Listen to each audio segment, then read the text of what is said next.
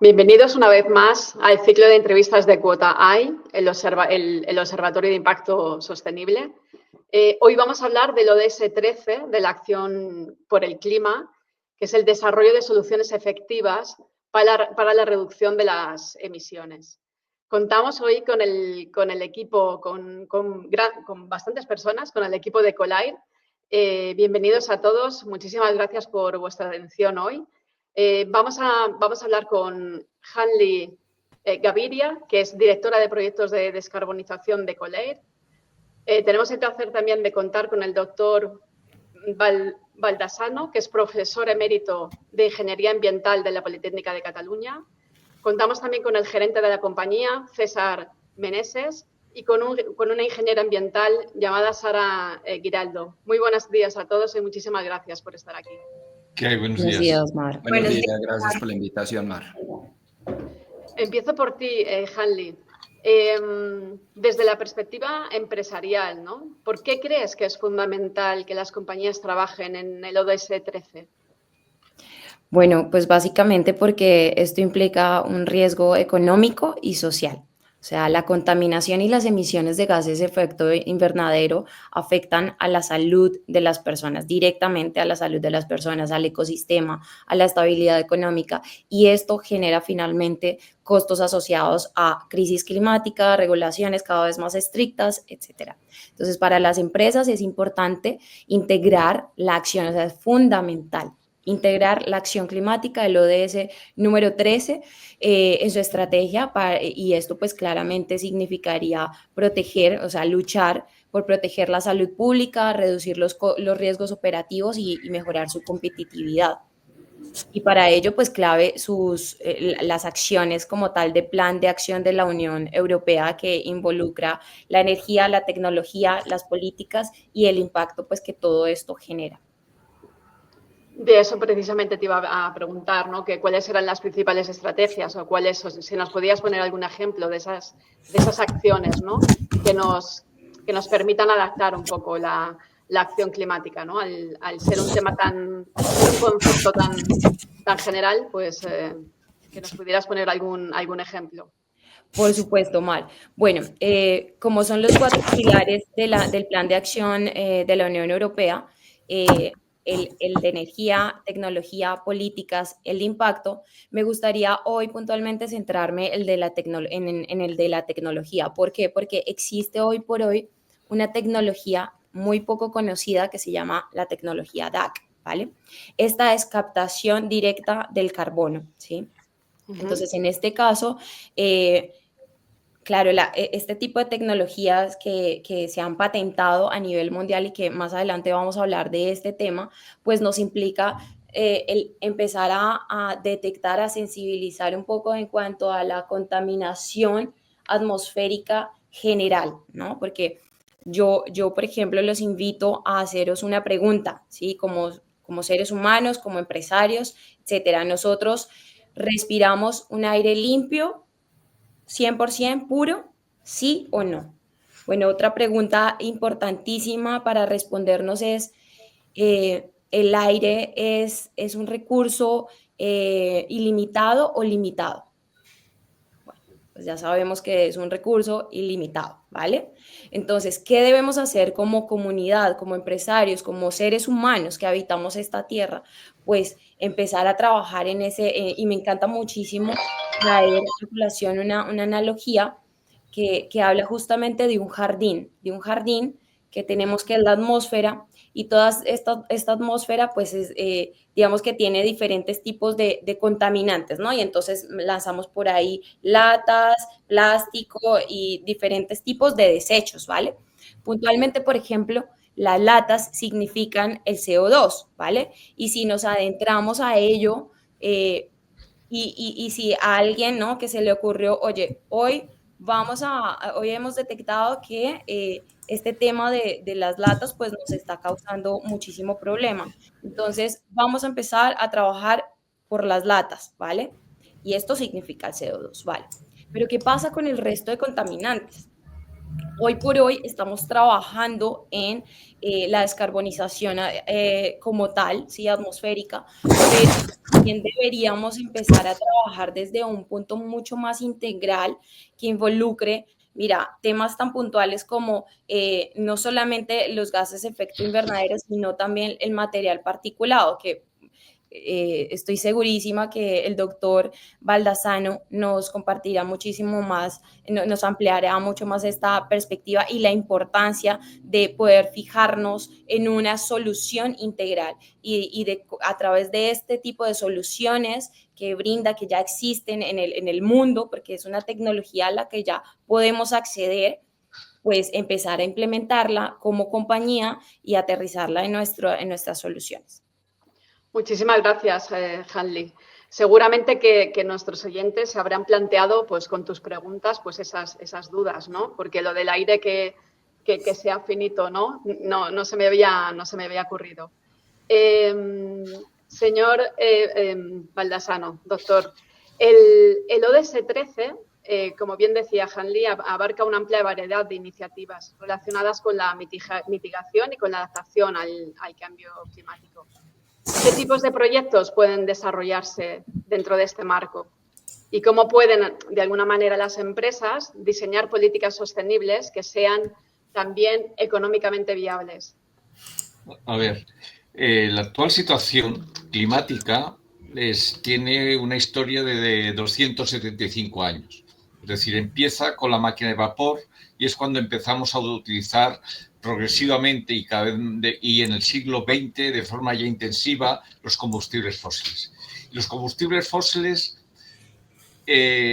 son el origen de los dos problemas que se habían planteado, tanto del actual cambio climático como de la calidad del aire que se respira especialmente en un marco urbano, porque en este momento más del 50% de la población urbana vive en ciudades y con una tendencia de aumento de población urbana.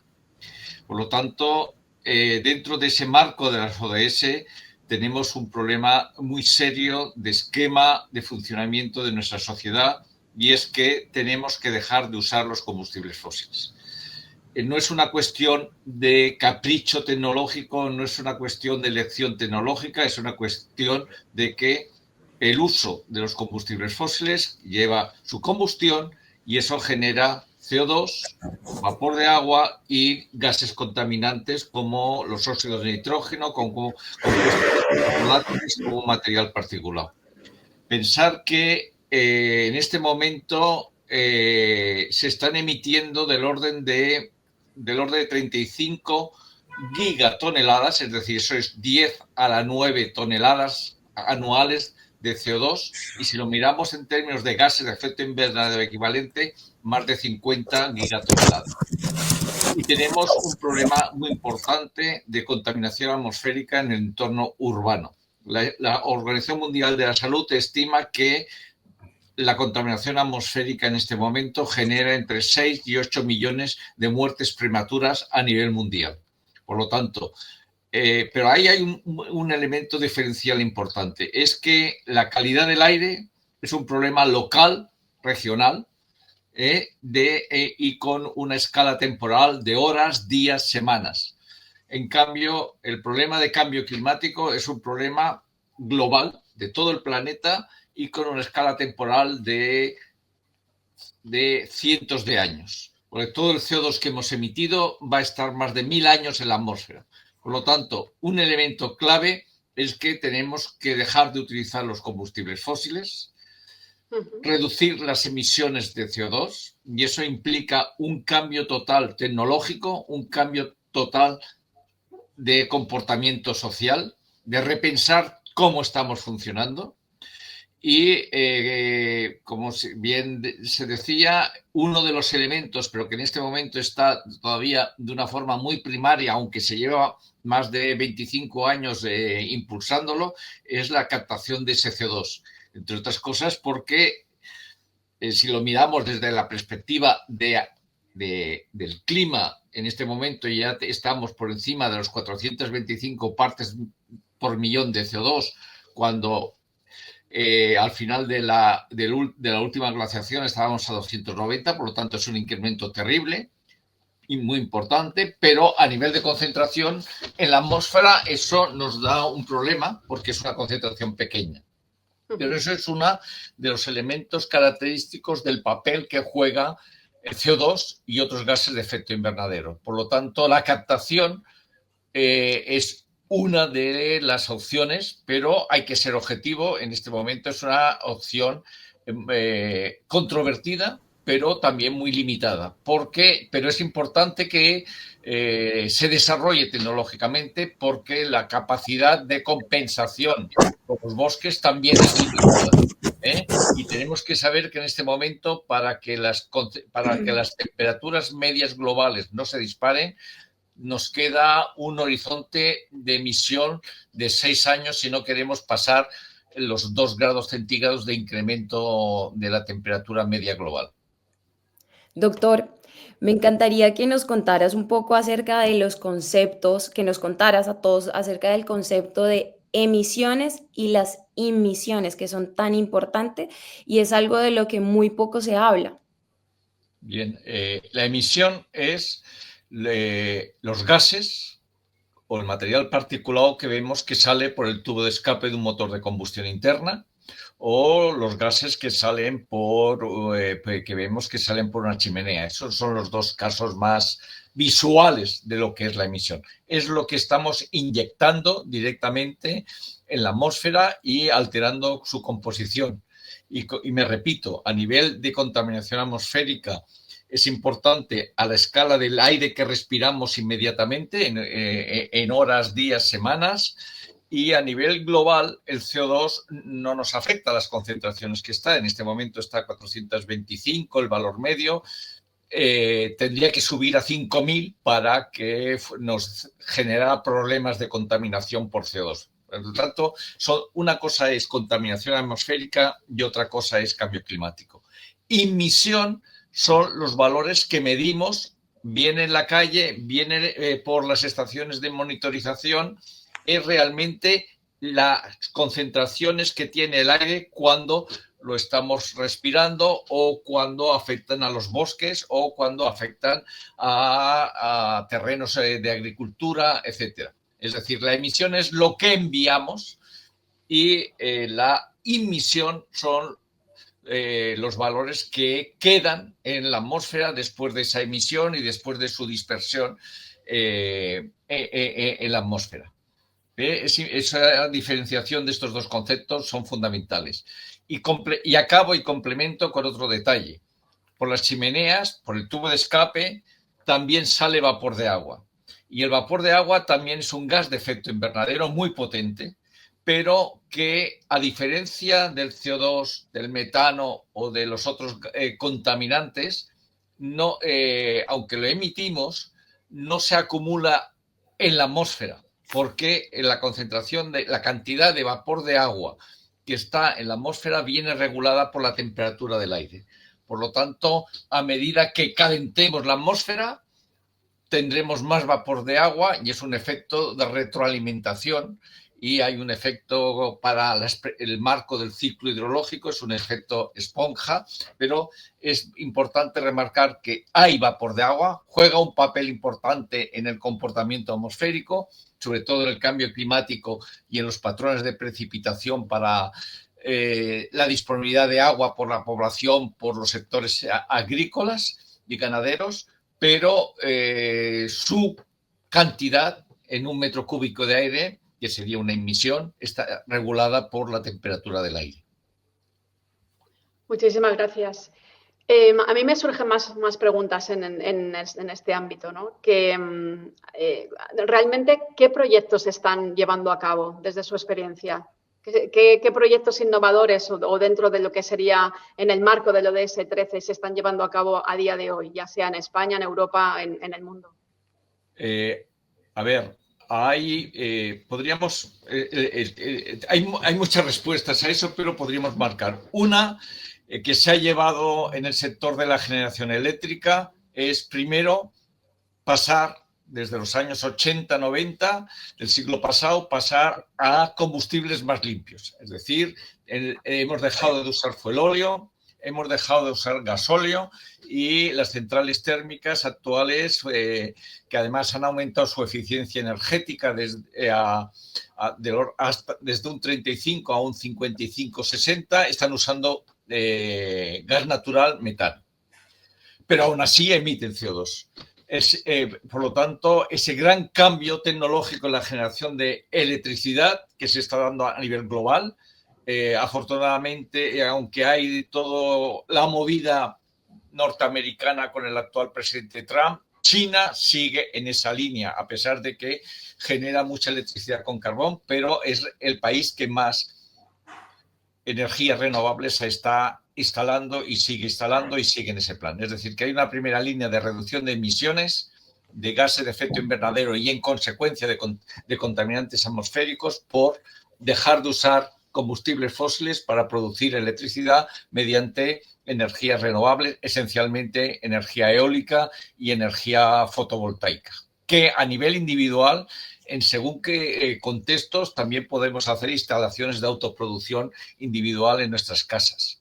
El segundo punto, que también está relacionado con el cambio, con las emisiones de gases de efecto invernadero y con la emisión de contaminantes en los entornos urbanos, las dos, como estamos viendo, están relacionadas, sería dejar de usar los coches con motor de combustión interna, que utiliza bien gasolina, bien gasóleo o diésel, como se quiera llamarlo, a el vehículo eléctrico. Es un tema que, de nuevo me repito, no es un tema de capricho tecnológico. Me gusta más el motor de combustión, me gusta más el motor eléctrico. No, es una necesidad climática que debemos dejar de emitir CO2 y eso determina la discusión y la decisión. Es verdad que porque eso representa una revolución de sectores tanto de refinerías como de los fabricantes de coches, pero todos los análisis de ciclo de vida nos dan, de acuerdo a los resultados que no son absolutos, no son universales, están condicionados por parámetros particulares, pero nos dan un marco de que las emisiones que emite un vehículo eléctrico en CO2 son menores. Y además tienen la ventaja de que no están emitiendo gases de combustión en las ciudades. Reduce al 50% la emisión de partículas en valor aproximado medio, pero obviamente el coche al circular genera emisiones, consume neumáticos, consume frenos, consume pavimento y por lo tanto tenemos que seguir teniendo sistemas que nos capten ese material particulado, que además actualmente no es un material particulado grueso, es un material particulado fino, con lo cual nuestro sistema de respiración no tiene tanta capacidad de filtrarlo como cuando antes era una combustión más mala y el material particulado era más grueso. Y la tercera, que ya se ha indicado y que es necesaria, yo la he mencionado también y que es muy importante, porque las capacidades de compensación en ciertos sectores, sobre todo en ciertos sectores industriales que necesitan calor, y ahí podríamos buscar combustibles alternativos, el hidrógeno, que le han puesto la etiqueta de verde, obtenido a base de energías renovables, sería la captación de CO2 para permitir disminuir la concentración de CO2 en la atmósfera y buscar soluciones alternativas de utilización de ese CO2. Y finalmente hay un cuarto elemento clave, pero que es un futurible todavía, pero las informaciones actuales nos están indicando que hay avances sustanciales, y ya ese nos permitiría un horizonte mucho más optimista y menos condicionante, sería, y ese ya es una cuarta línea, que sería avanzar claramente en los reactores de fusión nuclear, no las centrales nucleares actuales que son de fisión, sino en reactores de fusión. Y hay proyectos importantes que nos dan fechas optimistas incluso a 5 años, cuando normalmente los otros proyectos nos estaban dando fechas a más años. Pues muchísimas gracias por su testimonio, doctor Baldassano. Creo que nos falta mucha formación y esperemos que este vídeo pues, nos ayude un poco también a distribuir ese conocimiento. Y ahora estoy con vosotros, con César y con Sara, porque queremos hablar un poquito también de qué hacéis en Ecolair, a qué se dedica la empresa y qué proyectos estáis desarrollando para la acción climática y para aportar tanto en este ODS. Claro que sí, Mar. Primero que todo, agradecer este espacio. Creo que son espacios muy valiosos donde se tocan temas que aquí en Colombia tenemos una frase y es ¿por qué casi no hay regulación sobre el aire? Porque la norma regula lo que ve y lo que no se ve no se regula por lo general. Entonces, uno va y encuentra la regulación del agua normativa y dobla la normatividad del aire. Es impresionante, pero bueno, somos la compañía Ecolair, Ecología Colombiana del Aire. Eso significa Ecolair. Es una compañía que fue fundada en el año 2019, pero tenemos en estos momentos ya 13 años de investigación. Nuestra tecnología está sustentada en 4 patentes, 2 en Colombia, 2 en Estados Unidos, y estamos avalados por laboratorios aquí en Colombia por el IDEAN, que es la entidad que avala las certificaciones. Nosotros mismos no nos avalamos, ya les voy a explicar qué somos nosotros. Nosotros diseñamos, después de 72 prototipos, diseñamos dos productos esenciales. Los 2 productos refieren a tecnología DAC, captura directa de aire, que funciona parecido pero diferente a lo que ya está en el resto del mundo, y tenemos sistemas de control de emisiones. En estos momentos, 2 proyectos importantes que tenemos es en Incolmoto Yamaha, donde tenemos la apuesta que tiene Yamaha a nivel global es bajar sus emisiones respecto a CO2 y a SOX. Y estamos en otra compañía que se llama Corona. La compañía Sumicol Corona le atiende, en estos momentos tiene aproximadamente emisiones al año sobre 8.000 toneladas de CO2. Nos han contratado para poder atender y mitigar esas emisiones. Ecolair le apuesta a mitigar, no a compensar. Aquí en Colombia, siempre hablar de Colombia, que es el escenario en estos momentos donde estamos, es porque aquí teníamos nosotros, las empresas podían salir tranquilamente a compensar. Entonces ellas emitían, como dice el doctor, van y emiten porque su quema es por medio del carbono, y resulta que para poder compensar esas emisiones iban y sembraban en determinadas partes de Colombia árboles. Acabo de sembrar 6.000 árboles y eso me compensa, pero resulta que ya está tan saturado el aire, tan saturada la atmósfera, que ya es importante empezar a mitigar. Ahí es donde estamos nosotros. Nosotros tenemos eficiencias en nuestros dispositivos entre el 79 al 97%. Reitero, bajo patente y bajo certificaciones. Eso nos ha dado a nosotros poder estar en el mercado. Ahorita tenemos casos de éxito, como fue en el municipio de Girardota. Es un municipio que tenía, por estar en un valle, el Valle de Aburrá, lo pueden consultar en Google, tienen un valle de industrias, aproximadamente 187 chimeneas emitiendo, y resulta que por medio de sistemas de monitoreo señalaba que era un municipio muy contaminado. Por medio de una acción popular de una comunidad, solicitan a la alcaldía el derecho a tener aire salubre. Resulta que esta acción popular trasciende al Consejo de Estado colombiano y dicta una orden, una sentencia, el cual obliga a las autoridades ambientales que por favor intervengan ese derecho, porque pues el aire insalubre estaba afectando la salud humana, y resulta que intervienen y la sentencia va dirigida a una autoridad ambiental que llama Área Metropolitana, a Corantioquia y al municipio de Girardota. Resulta que el área metropolitana pues hace su ejercicio porque tiene un sistema de monitoreo, entonces lo estaba haciendo bien, se sale de la sentencia, Corantioquia su jurisdicción es hídrica y queda el municipio en la mitad.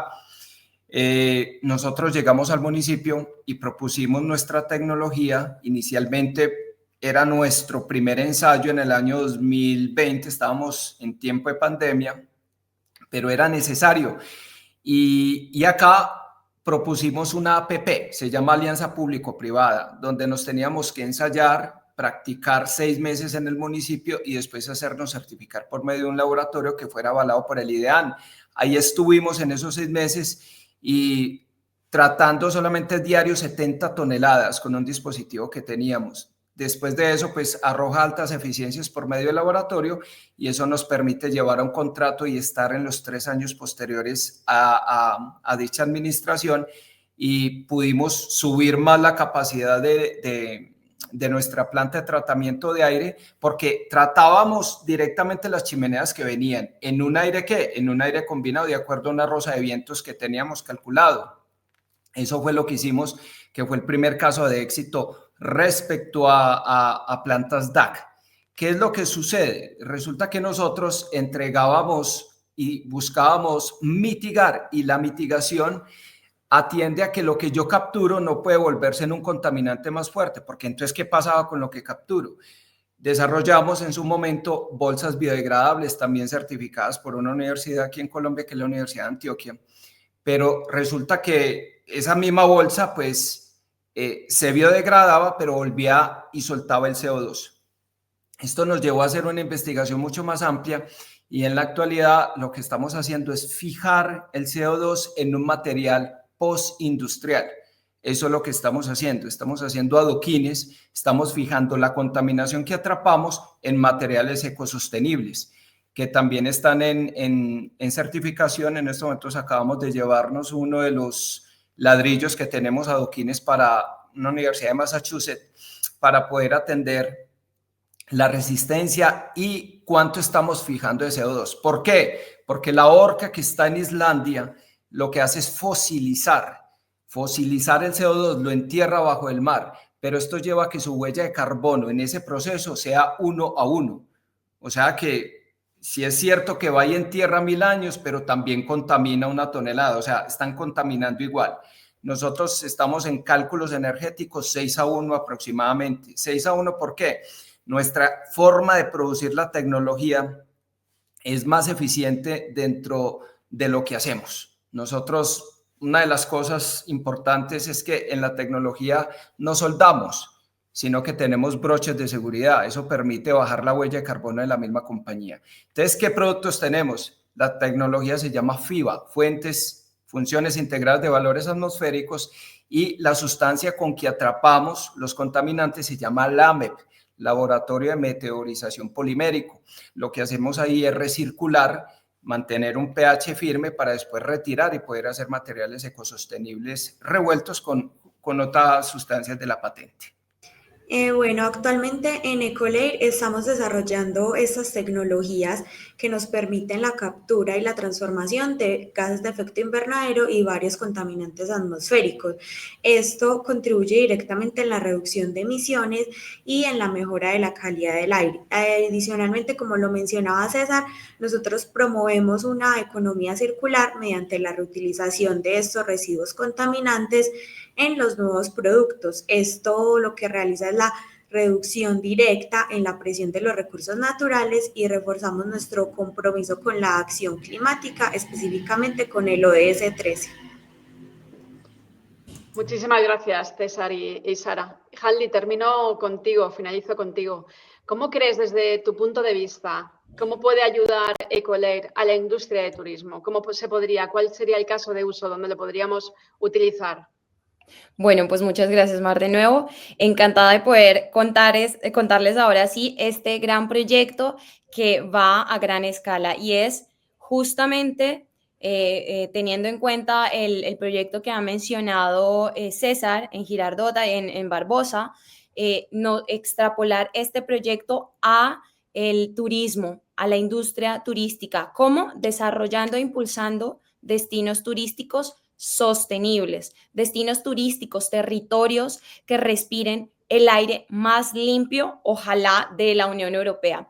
La EEA establece un ranking que va de 1 a 375 de las ciudades o territorios más limpios, desde los más limpios hasta los menos puros para respirar, ¿no?, de toda la Unión Europea. Y dentro de ese parámetro, ¿no?, los primeros 10 territorios, por ejemplo, puntualmente en España, ¿sí?, no se sitúa ninguna ciudad, ¿vale? Ninguna comunidad autónoma. En cambio, sí, por ejemplo, se sitúa con Castellón de las Planas, ¿sí? Está de 323, ¿sí? De posición 323 como las más contaminadas, los sitios más contaminados de toda la Unión Europea, ¿vale? Entonces, acá es clave poder medir, porque claramente la EEA tiene unas estaciones que miden la calidad del aire en toda la Unión Europea y listo, perfecto, esto ya está, ya tenemos todos estos datos, ya se miden, pero ahora es necesario empezar a accionar. ¿Cómo podemos empezar a accionar? Bueno, empezar a traer este tipo de tecnologías, ¿sí?, a gran escala a los territorios, implantarlos, por ejemplo, desarrollar una prueba piloto que busque establecer la microatmósfera de un territorio como tal y que pues empiece a tener resultados muy positivos. ¿Y cuál es ese objetivo? Por ejemplo, que estén por debajo de 5 micras, ¿vale? Ese es el objetivo y ese es el parámetro como tal que establece la EEA. ¿Vale? Entonces, a partir de allí, esa es la idea, ¿no? Poder empezar a conectar la tecnología para enfocarnos en la industria turística, desarrollando, impulsando destinos turísticos sostenibles. ¿Y por qué esto? O sea, claro, porque todo el tiempo hablamos de las problemáticas, ¿vale? De que necesitamos ser una industria turística sostenible, ¿vale? Perfecto. Lo somos, ya conocemos los 3 pilares, ambiental, económico y social, ¿vale? ¿Cómo impactaría esto a nivel ambiental?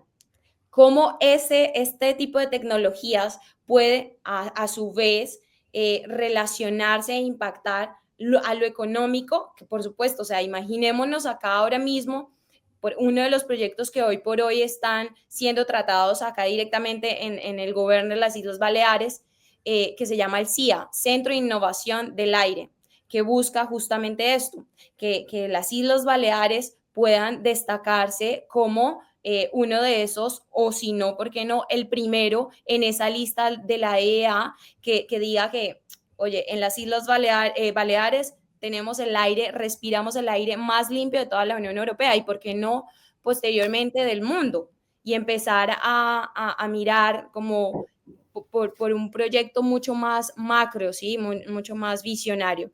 Y que aparte de esto impacte positivamente, pero que impacte de manera global, que beneficie a todos, que beneficie a los turistas, que beneficie a la comunidad, que beneficie a las empresas y esto pues lo permite este tipo de tecnologías. A mí me gustaría mostrarles, por ejemplo, algo acá tan importante como hoy por hoy se está sensibilizando también a la población, ¿vale? Os invito a que vayan al tiempo, ¿vale?, de vuestros móviles y entonces, si bajan un poco más, veréis, por ejemplo, acá que la calidad del aire hoy en Palma, ¿sí?, está razonablemente buena, ¿vale? ¿Esto qué quiere decir? Esto quiere decir evolución.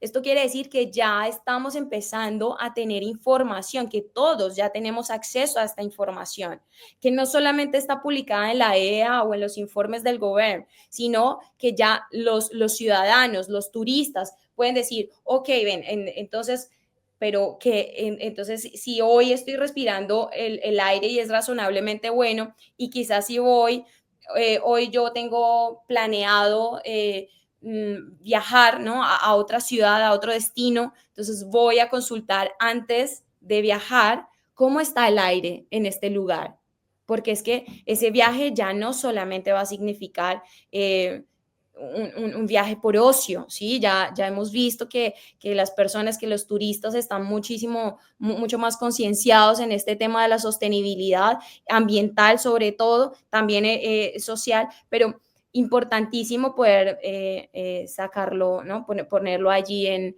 en alto la importancia del aire que respiramos y que hoy por hoy ya estamos teniendo acceso a toda esta información y poder empezar a generar este tipo de acciones, ¿no? que nos impliquen una solución global. Pues muchísimas gracias, equipo Ecolair. Además, para nuestros oyentes, los que sean más curiosos, si entran en la aplicación pueden ver perfectamente lo que estamos respirando, ¿no? Cuánto dióxido de carbono, cuánto dióxido de nitrógeno, etcétera, ¿no? Entonces, ahí es una información súper valiosa para todos los que nos interese nuestra salud y los que queramos respirar aire limpio. Efectivamente, en esa parte, cuando entrabas en la aplicación, ahí puedes verlo. Claro, acá aparece, por ejemplo, partículas PM2.5, PM10, óxido de nitrógeno, ozono, monóxido de nitrógeno. O sea, es que ya estamos evolucionando. Esto me encanta, esto es una noticia. Esto está disponible desde hace 2 años, ¿vale? Y esto me encanta porque digo, ok, ahora le estamos dando valor al aire y era lo que justamente mencionaba César, lo que justamente mencionaba también el doctor y Sara, pues que sí o sí necesitamos darle ese valor que requiere y empezar a cuidar ese jardín todos. Muchísimas gracias de verdad y muchísimos éxitos en vuestra implantación del producto, que me parece muy interesante, y gracias por participar. Mar. Muchas gracias. Muchas gracias a ti, Mar, por la invitación.